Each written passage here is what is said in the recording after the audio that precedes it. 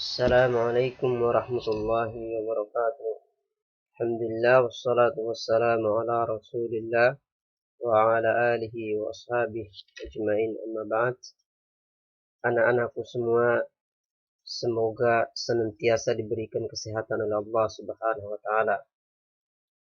Alhamdulillah, pada kesempatan hari ini kita akan melanjutkan pembelajaran sirah, yaitu masih tentang bab 3 dengan tema berdakwah ke Taif dan hijrah.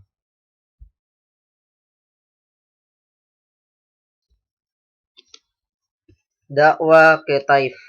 Latar belakang: Abu Talib, paman Rasulullah, meninggal dunia pada tahun ke-10 setelah kenabian. Dan Khadijah, istri dan pembela setianya, juga meninggal dunia. Maka di tahun ini disebut juga dengan Amul Hazm atau tahun kesedihan. Yang kedua, penindasan orang-orang musyrikin terhadap Rasulullah semakin dahsyat. Yang ketiga, Rasulullah mencoba dan berangkat ke negeri Taif untuk menjalani hubungan dengan kabilah yang bertetangga dengan Makkah, yaitu kabilah Saqif, yang ditemani anak angkatnya, yaitu Zaid bin Harisah.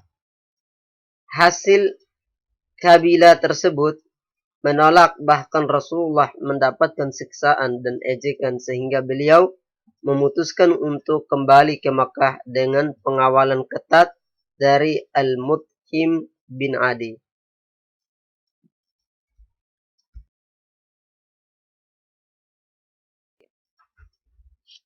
Peristiwa Isra dan Mi'raj. Pada suatu malam, Rasulullah SAW melakukan perjalanan dari Masjidil Haram Makkah menuju Masjidil Aqsa di Palestina hanya dalam waktu semalam.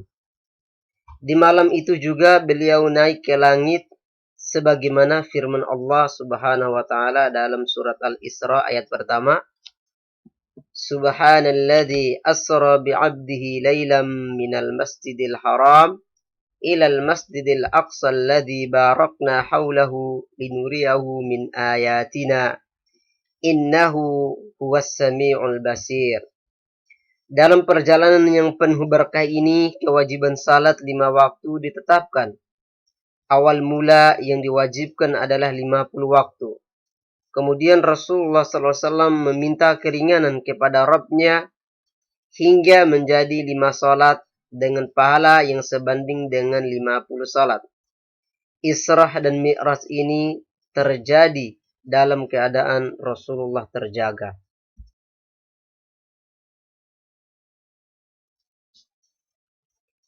Ajakan kepada kabilah-kabilah di musim haji. Baiatul Aqobah, yaitu janji setia yang diikrarkan di Aqobah dan terjadi 2 kali. Baitul Aqobah pertama terjadi pada tahun ke-12 setelah kenabian.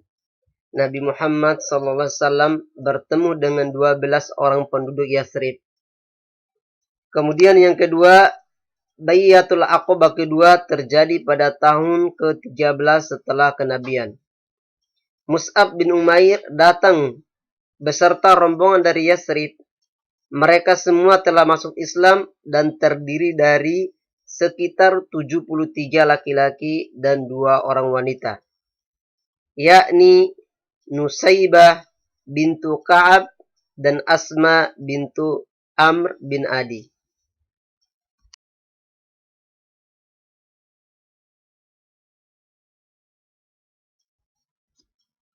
Isi ikrar Baiatul Aqobah pertama. Yang pertama adalah tidak mempersekutukan Allah dengan sesuatu apapun. Yang kedua, menjalankan perintah Allah. Yang ketiga, meninggalkan apa yang dilarang oleh Allah Subhanahu wa taala. Ini adalah ikrar atau perjanjian yang pertama. Adapun isi ikrar Baitul Aqobah yang kedua, yang pertama adalah selalu mendengarkan dan taat dalam kondisi senang ataupun susah. Yang kedua, selalu berinfak dalam keadaan lapang ataupun susah. Yang ketiga, senantiasa mengajak kepada perkara yang baik dan melarang dari kemungkaran. Keempat, tidak memperdulikan ejekan orang-orang yang mengejek terhadap urusan Allah. Yang kelima, melindungi Rasulullah sebagaimana mereka melindungi anak dan istrinya.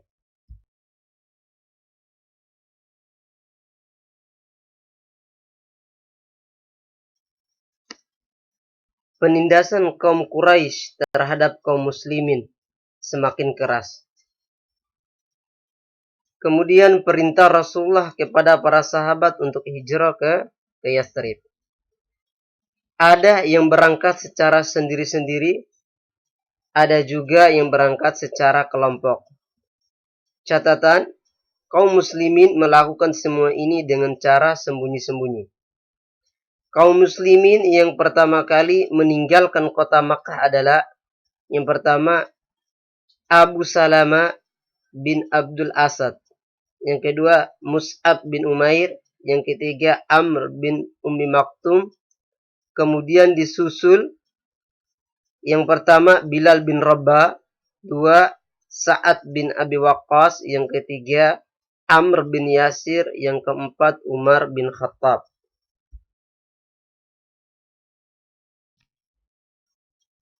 Semuanya berjumlah kurang lebih 20 orang sahabat.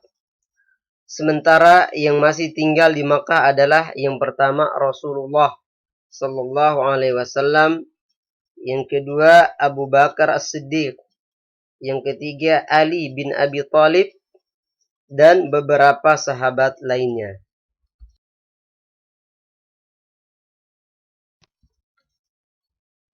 Komplotan Darun Nadwa.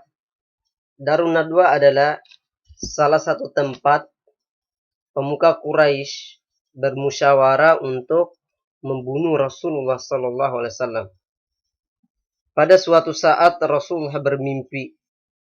Dalam mimpinya beliau melihat bahwa Madinah adalah tempat hijrahnya. Lantas beliau memerintahkan para sahabat untuk meninggalkan kota Makkah menuju Madinah. Kemudian Allah Subhanahu wa taala mengizinkan Nabi untuk hijrah ke Madinah. Mengetahui hal ini, orang-orang musyrik berkumpul dan bermusyawarah di Darun Nadwa untuk menghalangi Rasulullah sallallahu alaihi wasallam berhijrah.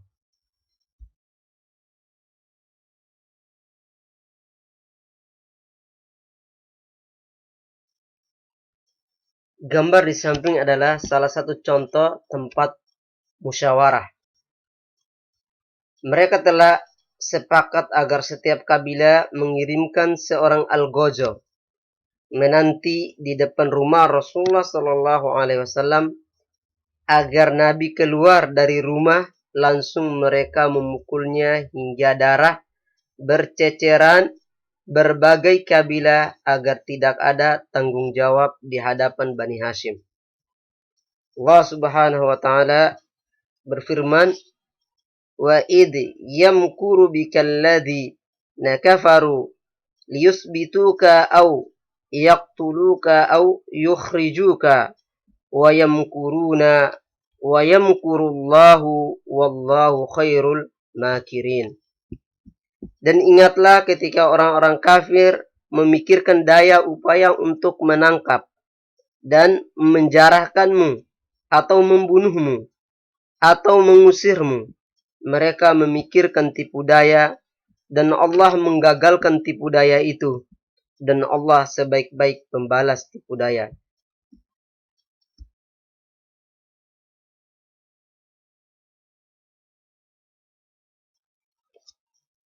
Dalam situasi demikian, Jibril datang kepada Rasulullah SAW memberitahukan rencana mereka sesungguhnya.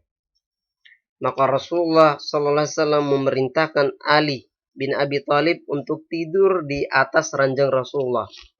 Lalu beliau bergegas ke rumah Abu Bakar As-Siddiq, mengabarkan bahwa Allah Subhanahu wa taala telah mengizinkan mereka untuk hijrah. Abu Bakar berkata, "Adakah engkau membutuhkan teman, wahai Rasulullah?" Setelah itu Rasulullah pulang ke rumahnya dan segera keluar rumah sedangkan para Al-Gojo menunggu beliau keluar rumah. Rasulullah mengambil 2 genggam tanah, melempar kepala mereka sambil membaca, وَجَعَلْنَا مِنْ بَيْنِ أَيْدِيهِمْ سَدًّا وَمِنْ خَلْفِهِمْ سَدًّا فَأَغْشَيْنَاهُمْ فَهُمْ لَا يُبْصِرُونَ.